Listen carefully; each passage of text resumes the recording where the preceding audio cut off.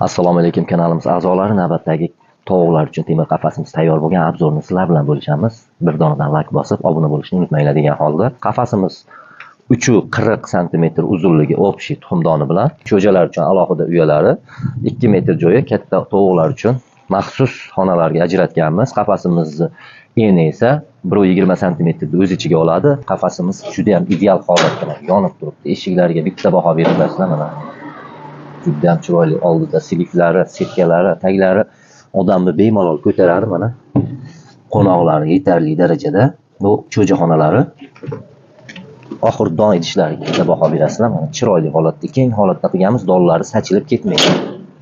Bu yerlarga mana nejvinkalarni berganmiz.